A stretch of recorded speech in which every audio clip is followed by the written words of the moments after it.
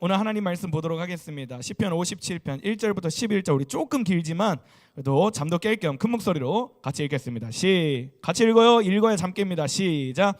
하나님이여 내게 은혜를 베푸소서. 내게 은혜를 베푸소서. 내 영혼이 주께로 피하되 주의 날개 그늘 아래에서 이 재앙들이 지나기까지 피하리. 잠깐만. 소망아, 너 글씨 읽을 줄 알잖아. 그렇지? 벌써부터 포기하면 안 돼. 나 아직 설교 시작도 안 했어. 자, 갑시다. 2절 시작. 내가 지존하신 하나님께 부르짖으며 곧 나를 위하여 모든 것을 이루시는 하나님께로다. 그가 하늘에서 보내사 나를 삼키려는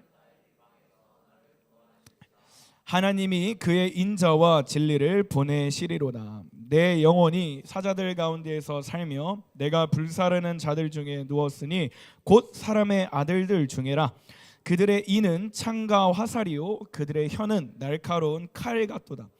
하나님이여 주는 하늘 위에 높이 들리시며 주의 영광이 온 세계 위에 높아지기를 원하나이다. 그들이 내 걸음을 막으려고 그물을 준비하였으니 내 영혼이 억울하도다.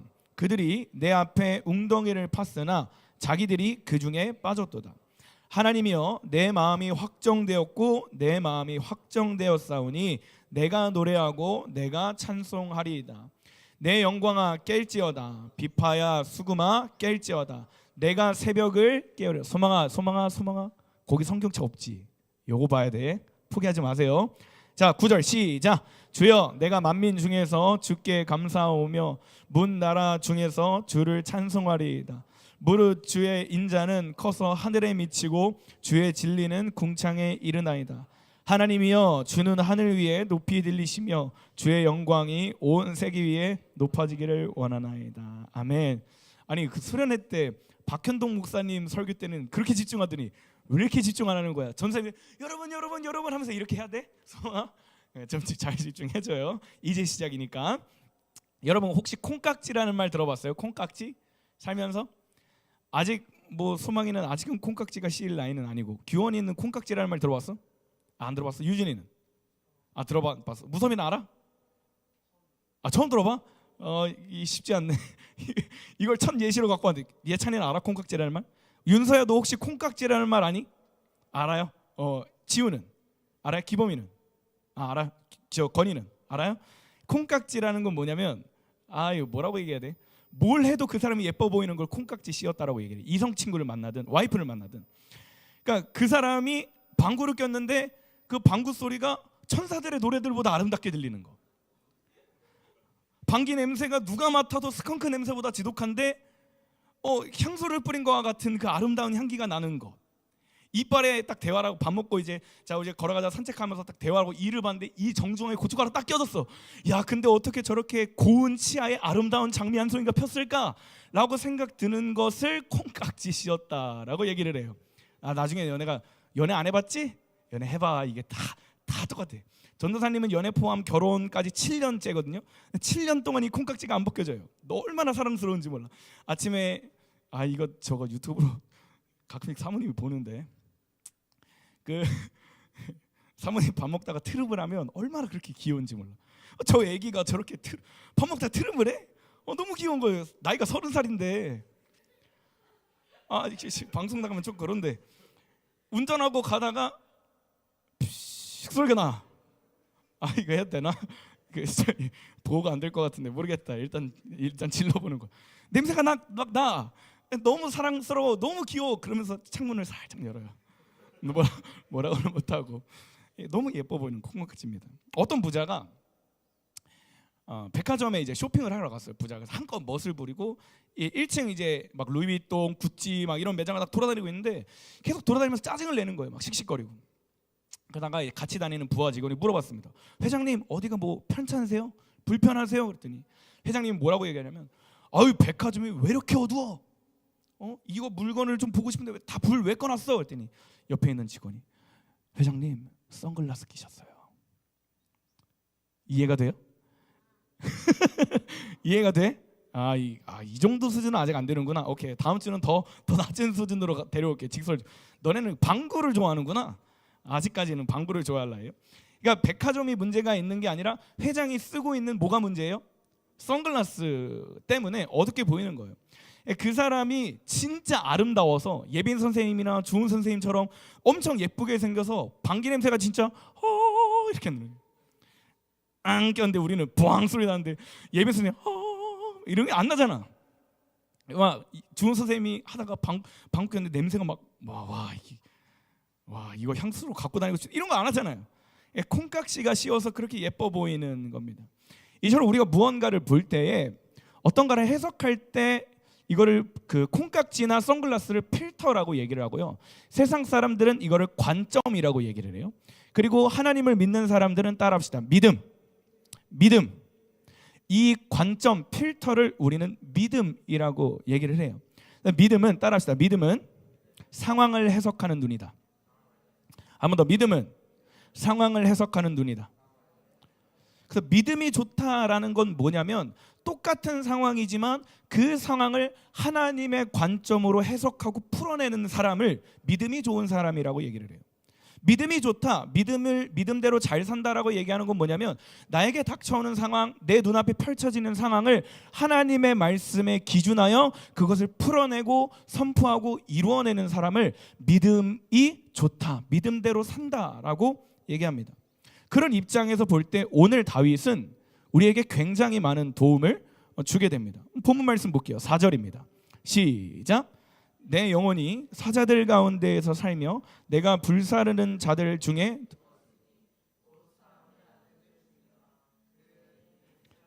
하사리요 그들의 혀는 날카로운 칼 같도다.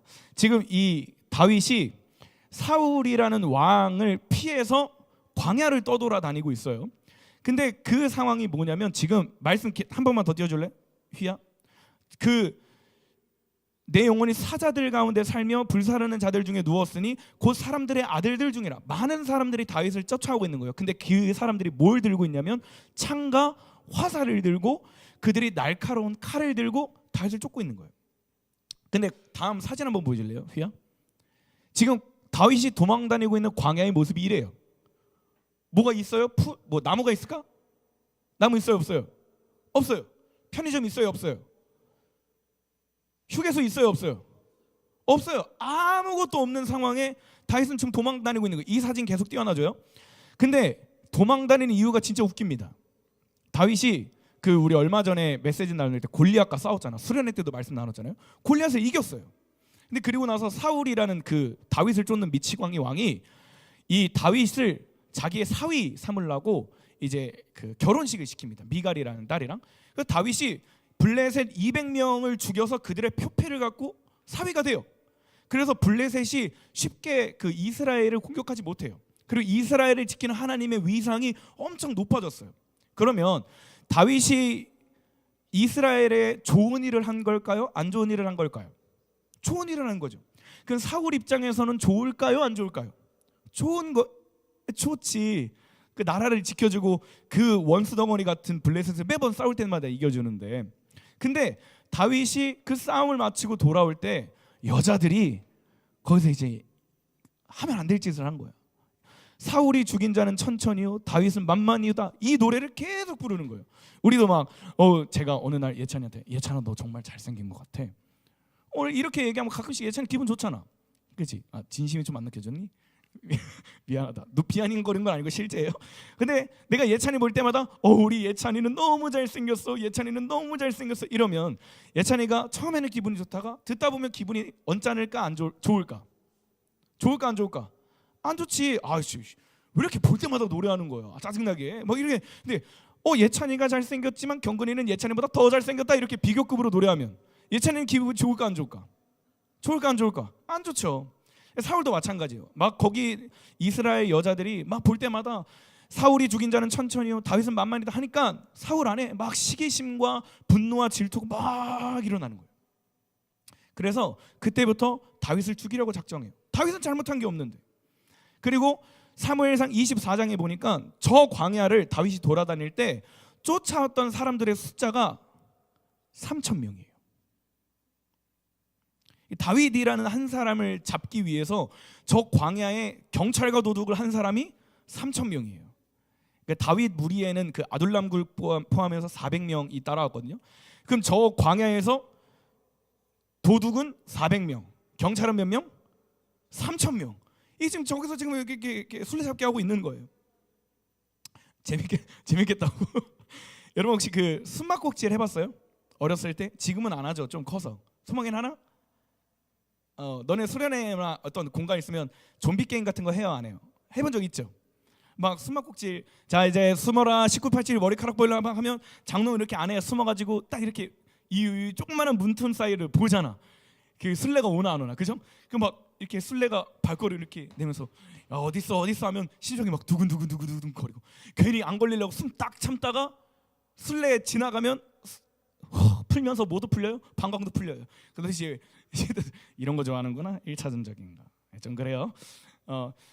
그 좀비 게임 하면 막 이제 좀비가 안대 딱 쓰고 이렇게 차부러 다녀. 그럼 너네들은 뭐죠? 기둥이나 이렇게 막 이렇게 붙어가지고 좀비가 오면 이렇게 하잖아, 그죠? 심장이 벌렁벌렁 되잖아. 근데 다윗의 상황은 어땠을 것 같아요? 다윗은 단순히 그냥 술래 개념이 아니라 걸리면 죽어요. 목숨이 걸린 문제입니다. 얼마나 힘들겠어요. 그리고 우리는 이걸 읽을 때 다윗이 그냥 하루만 잘 버텼다라고 생각하는데 이 신학학자들은 다윗이 이 광야에 몇 주 혹은 몇 개월 동안 이 광야에 머물렀다라고 얘기를 합니다. 보세요. 지금 다윗을 찾으려고 3,000명이 오가는 거예요. 그 3,000명은 범인을 잡는 걸 잘할까 못할까? 잘하겠죠, 군사니까. 그러면 딱 위치적으로 가장 높은 산에 딱 올라가가지고 이 광야에 한 사람이라도 돌아다니면 눈에 잘 보일까 안 보일까? 잘 보일까 안 보일까? 안 보여요? 만약에 높은 산에 올라 여기 높은 산에 올라가서 여기 있는 사람이 여기 있는 사람을 봐 못 봐? 못 보죠. 근데 여기 있는 사람이 여기 있는 사람을 봐 못 봐? 볼 수 있어요. 그럼 만약에 3,000명이 다윗을 찾으려고 쫓아왔으면 상식적으로 여기서 다윗을 찾을까 여기서 다윗을 찾을까? 1번 2번.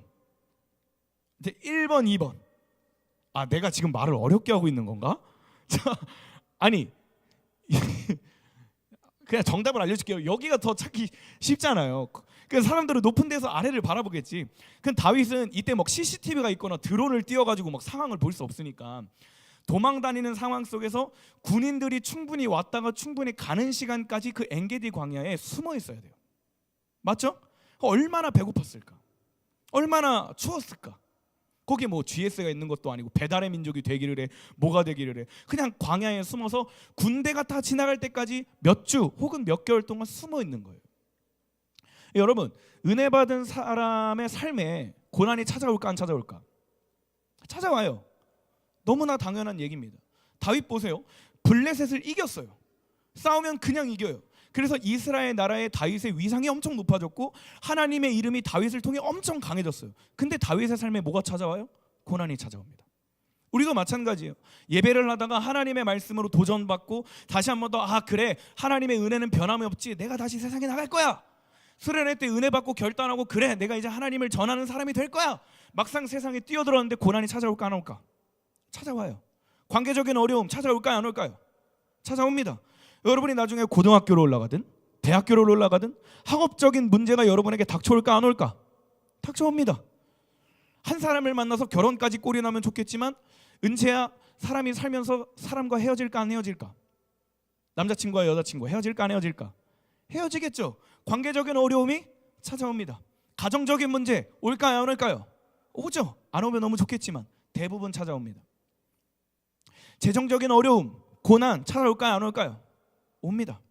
근데 그런 상황 속에서도 오늘 우리가 읽었던 시편 57편은 우리에게 질문하는 거예요. 그런 고난의 상황 속에서 너희는 어떻게 반응할 것인가? 은혜 받고 하나님의 일하심도 경험했고 하나님을 만났는데 앞으로 찾아오는 고난에 대해서 어떤 관점으로 어떻게 해결해 나갈 것인가를 질문하는 거예요. 근데 고맙게도 거기에 대한 해답도 같이 가르쳐주고 있습니다. 다윗의 행동을 보면 볼 수 있어요. 자, 첫 번째 보겠습니다. 다윗의 행동.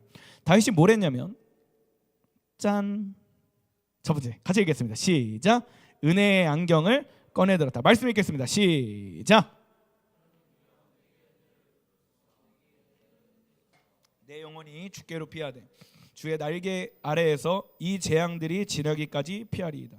내가 지존한 2절 시작. 내가 지존하신 하나님께 부르짖으며 곧 나를 위하여 모든 것을 이루시는 하나님께. 사진 하나 더 보여줄래요? 지금 아까 그 광야 사진 기억하죠? 그 광야에 엔게디 광야 속에 하나의 동굴이 이렇게 있는 거예요. 지금 이제 좀 풀이 무성하게 자란 이쁜 사진이지만 다윗이 숨은 곳이 저 왼쪽 동굴이에요. 저 동굴에 400명 정도 다윗의 부하들과 함께 숨어 있었어요. 거기서 몇 주 혹은 몇 개월 동안 숨어 있는 거예요. 먹을 것도 없어요. 저 물을 마실 수는 있지만 배탈이 날 수도 있겠죠. 그냥 흐르는 물이니까. 그러면 이 상황이 어딜 봐서 주의 날개 그늘 아래입니까? 목숨의 위협을 받고 있는 상황, 군대가 언제 쳐들어올지 모르는 상황, 그 아까 허허벌판인 광야에 쉽게 나가지도 못하고 400명의 부하들을 데리고 쉽게 이동할 수도 없는, 손과 발이 꽁꽁 묶여서 그냥 어떻게든 지나갈 때까지 있어야 되는 이 버텨야 되는 상황이 어떻게 은혜라고 여길 수 있겠어요? 그 현실을 어딜 봐서 이 상황에 하나님께서 나와 함께 하시고 나를 보호하신다라고 생각할 수 있겠냐 이 말이에요, 우리 입장에선. 근데 다윗은 그 속에서도 상황을 다르게 보기 시작한 거예요. 도망칠 때 나왔던 은혜의 안경을 다윗이 꺼내 들고 이 상황을 해석할 때 하나님의 관점으로, 하나님의 말씀으로 이 상황을 바라보기 시작한 겁니다. 이 안경이라는 건 실제 다윗이 이런 알없는 안경을 찾았다라는 게 아니라 그냥 비유적인 얘기예요. 관점이에요. 왜 다윗이 도망칠 때 많은 것 다 내버려 두고 은혜의 안경을 챙겨왔을까? 질문해 봐야죠. 간단해요. 뭐냐면 다윗은 하나님의 은혜가 변함없다라는 걸 알았기 때문이에요. 내가 어떤 상황에 놓이든 어떤 어려움과 고난이 닥쳐오든 내가 하나님의 자녀라는 사실이 변한다, 변하지 않는다, 변하지 않는다라는 걸 다윗은 누구보다 알았던 거예요. 비록 3,000명의 사람이 나를 쫓아오고 미치광이 사울이 나를 계속 막 수소문해가지고 막 서로 정보 입수해서 막 내가 가는 곳마다 따라오고 군대 보내고 막 뿌락지라고 얘기하는데 그걸 뭐라 그러지? 스파이를 막 심어놓고 막 하는데, 그런 상황 속에서도 하나님이 자기를 절대 버리지 않는다라는 것을 다윗은 믿었던 거예요. 내가 믿는 하나님은 절대 변하지 않고, 내가 그동안 예배하고 내가 그동안 선포하고 만났던 하나님이 절대 변함이 없고 신실한 분이다라는 걸 다윗은 알았어요. 그래서 혹여나 내 믿음이 연약해질 때, 혹여나 내가 다시 한 번 더 사람 보면서 이 은혜를 빼앗길 때, 혹여나 두려움이 나를 뒤덮어서 내가 받고 있는 은혜를 놓치게 될 때 언제든지 안경을 꺼내서 나와 함께 하시는 하나님을 보기 위해 다윗은 도망 나올 때 그 은혜의 안경을 갖고 온 거예요. 실제 안경이 아니라 비유입니다. 그리고 이 안경을 꺼내 들기 시작할 때 그곳에서도, 이곳에서도 함께 하시는 하나님의 은혜를 보는 거예요. 비록 우리가 볼 때는 그 MBTI S들은 되게 현실적이잖아요. 이거 그냥 동굴이에요. 피해 있는 거예요. 근데 다윗은 믿음이라는 안경을 쓰고 딱 보니까 이 동굴이 뭐로 느껴져요? 하나님의 날개 그늘 아래로 느껴지는 거예요. 하나님이 나의 구원이시고 나의 보호자이시고 나의 방패시라는 고백이 다윗 안에 일어나는 거예요. 여러분, 우리도 마찬가지예요. 제가 얘기했죠. 믿음 생활을 하다 보면 고난이 찾아옵니다. 어려운 일 찾아와요. 너무 가까웠던 친구들과 어떤 관계적인 어려움이 찾아올 수 있고요. 내가 원하지 않았던 일들이 일어날 수 있고요. 가정에 원치 않는 일이 일어날 수 있고요. 재정적인 어려움이 있을 수 있고요. 열심히 공부하고 열심히 준비했는데 시험에 떨어질 수도 있고요. 성적이 낮아질 수도 있고요. 내가 누군가를 좋아했는데 그 사람은 나를 싫어해가지고 얘기할 수도 있어요. 좋은 친구들 무리에 있었는데 어느 순간 내가 왕따 당할 수도 있어요. 내가 집에 돌아갔는데 엄마나 아빠가 나를 하찮은 존재로 여길 수 있어요. 어느 날은 돈이 많았는데 어느 날은 사업이 실패해서 돈을 잃어버릴 수도 있어요. 여러분들이 설날에 용돈을, 곧 설날이죠? 용돈 많이 받기를 축복합니다. 저는 이제 못 받아요. 저는 이제 줘야 되는 입장이에요.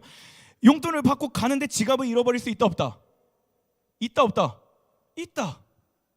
딱 맛있는 떡국을 먹었는데 체할 수 있다 없다? 있다. 갈비찜이 너무 맛있어서 먹었는데 갈비찜이 뼈를 삼킬 수 있다 없다? 있다. 고난과 어려움이 찾아올 수 있다는 거예요. 근데 그런 상황 속에서 우리가 해야 되는 건 뭐냐면 은혜의 안경을 꺼내 드는 거예요. 아무리 어려운 상황이더라도 하나님이 나를 떠나지 않고 내가 하나님의 자녀라는 그 사실을 붙들고 하나님의 사랑이 변치 않는다라는 은혜의 안경을 끼고 상황을 해석하는 우리가 되기를 소망합니다. 아멘. 내 육신의 질병이 아직 있을 수 있어요. 뭔가 불치병이기도 하고 아무리 병원을 가서 치유되지 않는 병이 있을 수 있어요. 팔다리가 부러질 수도 있고요. 저처럼 영원한 흉터가 남을 수도 있고요. 저 흉터 본 적 없죠? 나중에 보여줄게요. 발목에 한 요만큼 7cm의 수술 자국이 있어요. 아직도 그 조금 많이 뛰면 아파요. 웬만큼 축구하면 괜찮은데 어느 정도 뛰면 아프고 좀 그래요. 가시가 있을 수 있어요. 근데 그런 상황 속에도 우리는 하나님을 볼 줄 알아야 된다. 그러면 은혜의 안경이란 뭐냐면 따라합시다. 기도. 한 번 더 기도. 전도사님, 은혜의 안경이라는 게 도대체 뭐예요? 저도 그것 좀 끼고 이 상황을 해석하고 싶어요. 제가 알려줄게요. 은혜의 안경이란 기도예요. 다윗이 1절을 고백할 때, 휘야 미안한데 그 앞 가서 1절 한번 띄워줄래? 뭐라고 고백해요? 하나님이여 내게 은혜를 베푸소서. 내게 은혜를 베푸소서. 뭐로 시작해요? 기도로 시작해요. 다윗이 이 상황이 두려웠을까 안 두려웠을까? 두려웠죠. 당연히. 힘들었을까 안 힘들었을까? 힘들었죠. 다윗을 따라온 400명의 사람은 가난한 자, 고아, 불쌍한 사람들, 뭐 떵떵거릴 사람이 아니에요. 그 사람들의 리더가 돼서 어느 순간 그 400명을 끌고 다녀야 돼. 자기 몸 하나 간수하기도 힘든데. 근데 그 상황 속에서 다윗이 뭘 한 거예요? 기도한 거예요. 하나님은 내게 은혜를 베푸소서. 왜요? 하나님의 은혜는 변함이 있다 없다? 없기 때문에. 하나님께 기도하기 시작할 때 그의 시선이 믿음이라는 관점으로 바뀌게 되고 자기가 지금 동굴에 처해 있지만 그게 뭐가 된 거예요? 하나님의 날개, 그늘 아래가 된 거예요. 하나님의 구원하심이 여전히 자기를 떠나지 않고 하나님의 보호하심이 여전히 자기를 떠나지 않고 자기의 생명을 지켜주고 있다라는 것을 다윗이 다시 한 번 더 광야 속에서도 누리고 있는 거예요. 사랑하는 여러분, 여러분이 앞으로 찾아오는 고난 속에 기도를 놓지 않길 주님의 이름으로 소망합니다. 아멘. 기쁜 일이 있든 슬픈 일이 있든 어려운 일이 있든 기도의 자리를 타협하지 않고 떠나지 않는 저와 여러분이 되기를 주님의 이름으로 소망합니다. 아멘. 하나님의 은혜는 변함이 없기 때문에 오늘도 부어주시는 그 변함없는 은혜를 누리고 찬양하고 간증하고 경험하는 저와 여러분 되기를 주님의 이름으로 소망합니다. 아멘. 자, 두 번째입니다. 미안해 휘야, 오늘 좀 바쁘지? 자, 두 번째 따라합시다. 시작. 믿음의 선포를 했다. 다윗의 행동 두 번째는 다윗은 그 속에서도 뭘 해요? 믿음의 선포를 하는 거예요. 말씀 보겠습니다. 3절이에요. 시작. 건지십니다. 주는 나를 뒤쫓는 자들을 벌하십니다. 셀라. 하나님이 그 사랑과 신실하심을 내게 내려주십니다. 1절에서는 주님 은혜를 베풀어 주세요, 베풀어 주세요 기도하기 시작했어요. 그 기도를 통해 나의 관점이 달라지기 시작했고 하나님의 구원하심과 하나님의 보호하심이 깨닫게 됐어요. 그 다음에 한 행동이 뭐예요? 믿음의 선포예요. 주께서 하늘에서부터 도움의 손길을 뻗어서 지금 나를 건지고 계십니다. 할렐루야. 주는 나를 뒤쫓는 자들을 벌하십니다. 할렐루야. 하나님의 그 사랑과 신실하심을 내게 내려주고 계십니다. 굉장히 중요해요. 여기서부터가 굉장히 중요합니다. 다윗은 아무것도 없는 상황 속에서 믿음의 선포를 했어요. 그 이유가 뭐예요? 하나님의 말씀을 믿었기 때문이에요. 하나님의 말씀이 곧 변함없는 은혜라는 것을 다윗은 알았어요. 여러분, 여러분이 지금 읽고 있는 66권의 성경이 하나님의 능력으로 믿으시길 소망합니다. 살아있는 하나님의 말씀으로 취하길 소망합니다. 그냥 단순히 기록된 문자가 아니라 그 말씀에 성령님의 조명하심과 성령님의 능력이 더해질 때 말씀이 내 삶 가운데 풀어지고, 할렐루야, 그 말씀을 통해 예수님을 만나게 되고, 아멘, 그 말씀을 통해 내 삶에 하나님의 기적이 일어날 줄 믿습니다. 아멘. 다윗은 이걸 붙든 거예요. 말씀을 통해 빛을 비치시는 주님을 믿었기 때문에 내 삶 속에 다윗이 붙들고 다윗 안에 레마가 되었던 그 구원의 말씀이, 하나님의 능력이 다윗 안에 있기 때문에 그 동굴에 있는 상황 속에서도 뭘 해요? 믿음의 선포를 한 거예요. 여러분, 어떤 사람들은 이걸 보면서 이렇게 얘기할 수 있어요. 그 정신승리 아니에요? 졸린 사람은 잠을 깨서 들으세요. 어떤 사람들이 이렇게 얘기했어요. 어차피 군인들은 지나갔으니 다윗이 그냥 거기 안에서 그냥 뭐 하나님 의지하는 거 하면서 정신승리하면서 그 상황을 그냥 이겨낸 거 아니에요?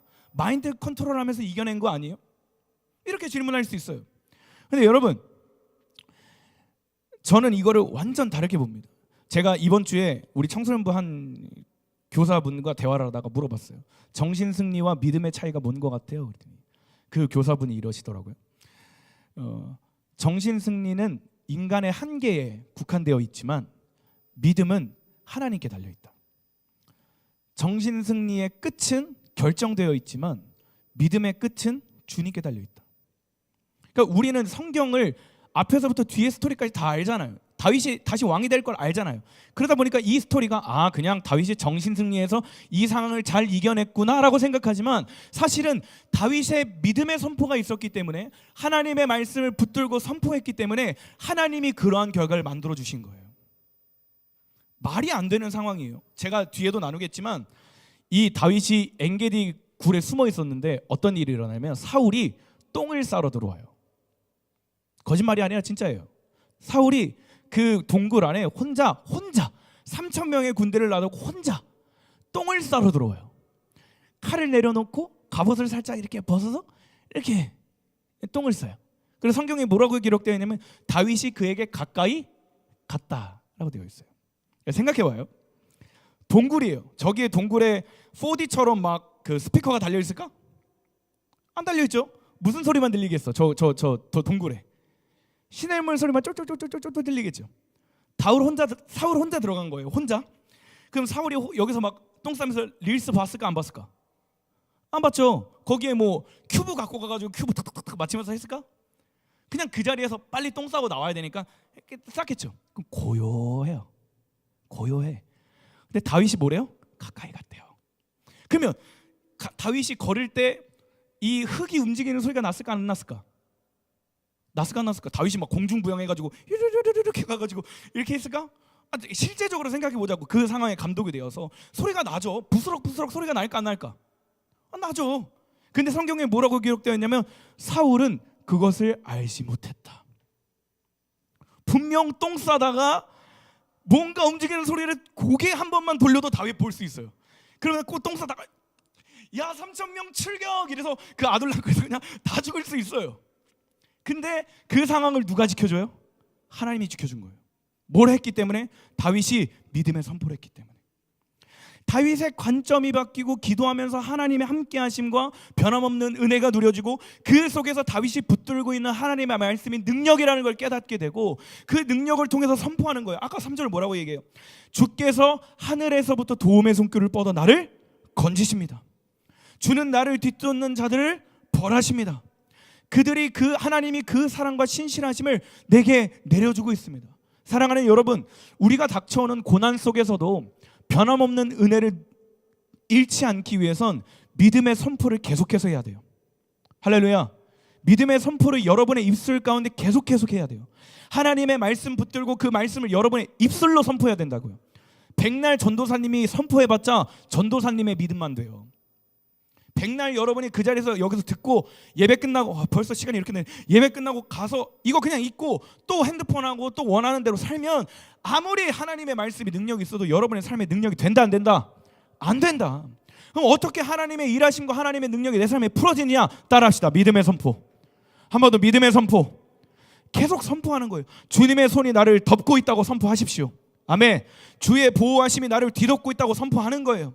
가정적인 어려움이 찾아올 때에도 하나님은 나를 포기하지 않는다라고 선포하는 거예요. 할렐루야. 세상 사람들이 나를 외면하고 도망가더라도 하나님의 은혜가 변함이 없다라고 선포하는 거예요.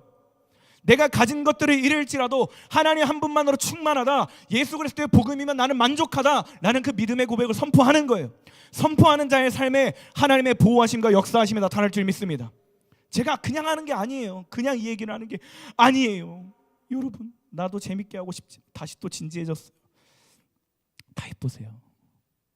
믿음의 선포를 했고 그 선포를 통해 하나님이 일하시는 거예요. 왜요? 다윗이 하나님의 자녀이기 때문에, 하나님이 다윗의 아버지이기 때문에, 하나님의 말씀은 변하지 않기 때문에. 할렐루야. 마지막 세 번째입니다. 말씀을 선포할 때 우리가 끝까지 뭘 해야 되냐면 따라합시다. 주님을 신뢰하자. 한 번 더 주님을 신뢰하자. 이 세 가지 단계를 꼭 잘 갖고 있어야 돼요. 변함없는 은혜, 내게 주신 하나님의 자녀됨, 예수 그리스도를 늘 누리기 위해선 믿음이라는 관점이 필요해요. 그 믿음이라는 관점을 갖기 위해 뭘 해야 돼요? 기도를 해야 돼요. 기도하면서 동시에 뭘 해야 돼요? 믿음의 선포를 해야 돼요. 제가 말 잘하고 있죠? 이해할 수 있죠? 믿음의 선포를 할 때 동시에 뭘 해야 돼요? 주님을 신뢰하는 거예요. 말씀 보겠습니다. 6절 7절 시작. 그들이 내 걸음을 막으려고 그물을 준비하였으니 내 영혼이 억울하도다. 그들이 내 앞에 웅덩이를 파서나 보래요 자기들이 그 중에 빠졌도다. 7절 시작. 하나님이여 내 마음이 확정되었고 내 마음이 확정되었사오니 내가 노래하고 내가 찬송하리라. 다윗은 끝까지 하나님을 믿었어요. 끝까지 하나님을 신뢰했어요. 사울이 그 엔게디 굴에 똥을 싸러 왔다라는 건 다른 말로 3,000명의 군사가 가까이 왔다 안 왔다? 가까이 왔다. 순식간에 다윗을 들이닥칠 수 있는 상황이다 아니다? 상황이다. 근데 그 속에서도 다윗은 믿음을 선포하며 동시에 하나님을 신뢰한 거예요. 내 마음이 확정되었고 내 마음이 확정되었사오니 이 상황 속에서도 내가 주님을 노래하겠습니다. 이 상황 속에서도 내가 하나님을 찬송하겠습니다. 근데 그리고 나서 여러분이 나중에 성경을 읽으면 굉장히 재밌어요. 사울이 아무것도 모르는 상태로 굴에 빠져나가서 저 멀리 가요. 그리고 갑자기 이 사울의 부하가 딱 와서 사울에게 얘기하는 거예요. 지금 이스라엘에 블레셋이 쳐들어왔습니다 라고 하면서 사울이 다시 이스라엘로 가요. 다윗의 삶에 조금이라도 더 쉴 수 있는, 숨을 수 있는 기회가 있는 거예요. 그리고 저 한참 뒤에 갔을 때 다윗이 그 굴에서 나와서 사울에게 이렇게 얘기합니다. 제가 당신을 죽이지 않았습니다. 제가 당신에게 뭘 잘못했길래 당신은 저를 죽이려고 합니까? 그때 사울은 다시 한 번 더 마음을 돌이켜서 미안하다. 내가 다시는 너를 죽이지 않겠다. 하나님이 너를 이스라엘의 왕으로 세우실 것이다 라고 얘기하면서 나가요. 그 뒤에는 또 쫓아오는 일이 있지만 뭘 얘기하고 싶냐면 다윗이 주님을 신뢰했기 때문에 하나님의 일하심을 볼 수 있었다라는 거예요. 야고보서에 뭐라고 기록되었냐면 이 본문에는 없어요. 의심하는 자는 하나님께 구하기를 바라지 말라고 했어요. 하나님께 얻기를 구하지 말라고 얘기했어요. 무슨 말이냐면 내가 말씀을 선포함과 동시에 속으로 의심하면서 하나님이 과연 이걸 이루실까? 의심하는 거예요. 믿음이 없는 상태로. 내가 하나님의 말씀을 읽고 묵상하는데 에이 이게 진짜야? 팩트야? 정신승리 아니야? 그냥 누군가가 만들어낸 허상 아니야? 이런 마음으로 말씀을 읽고 말씀을 선포하고 아무리 앞에서 그냥 예수 그리스도의 이름을 선포해도 그 사람의 마음에는 하나님에 대한 믿음, 신뢰함이 없기 때문에 하나님이 역사하시고 싶어도 하실 수가 없어요. 보세요. 만약에 하나님이 그 사람의 삶에 역사한다고 칩시다. 그럼 그 사람이 뭐라고 얘기하겠어요? 나중에 가서 제가 하나님을 의심했더니 하나님이 제 삶에 역사하셨습니다 이러겠어요? 하나님이 그걸 아실까 모르실까? 아세요. 하나님이 우리에게 요구되는 건 뭐냐면 주님을 신뢰하라는 거예요. 너가 믿고 있는 하나님, 세상 사람들은 외면하고 부정하고 거짓이라고 얘기하고 말씀의 능력이 없고 그 하나님의 능력은 2000년 전에 끝났고 오늘은 그냥 우리가 선하게 도덕적으로 사는 것이 맞다라고 얘기할지라도 우리는 하나님을 붙드는 거예요. 성령님의 능력은 오늘도 동일하다. 하나님의 말씀은 오늘도 역사하신다. 예수 그리스도는 어제나 오늘이나 영원토록 동일하신 분이다. 이 주님의 신뢰함을 통해 하나님의 일하심을 경험하는 저와 여러분들에게 소망합니다. 아멘. 여러분 다시 한번 얘기하지만 믿음은 정신승리가 아니에요. 믿음은 상황을 왜곡하고 부정하는 게 아니라 그 상황을 직시하되 그보다 더 크신 하나님을 보는 거예요. 정신승리는 똑같은 상황이지만 그 상황을 왜곡해요. 내 생각으로. 결과는 이미 정해졌으니 그냥 그 결과를 받아들이기 위해 조금이라도 덜 상처받고 덜 손해보기 위해서 그냥 마인드 컨트롤하는 거예요. 근데 믿음이란 그 상황을 똑바로 직시하되 내게 있는 고난을 그대로 직시하되 그 결과를 누구한테 맡기는 거예요? 하나님께 맡기는 거예요. 그 상황을 이길 능력을 누구한테 맡기는 거예요? 하나님께 맡기는 거예요. 그것이 믿음입니다. 사랑하는 여러분, 저와 여러분이 하나님의 말씀에 입각하여 그것에 기준되어 이 세상을 뚫고 가는 우리가 되기를 주님의 이름으로 소망합니다. 아멘. 발짓이라도 꼼지락거리기라도 하자. 피투성이가 되어도 살아있으라. 이 믿음이 여러분의 삶 속에 살아내지기를 주님의 이름으로 소망합니다. 아멘. 자, 말씀 마무리하겠습니다. 찬양팀 나와주시고.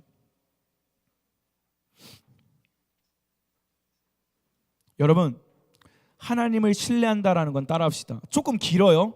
끝까지 따라해 주세요. 집이 망해도 하나님을 신뢰합니다. 학교 진학에 떨어져도 하나님이 신뢰합니다. 계속 따라해 주세요. 소망아 따라해 줘. 관계에 어려움이 있어도 하나님을 신뢰합니다. 외모가 좀 못나 보여도 하나님을 신뢰합니다. 많은 영적 공격이 찾아와도 하나님을 신뢰합니다.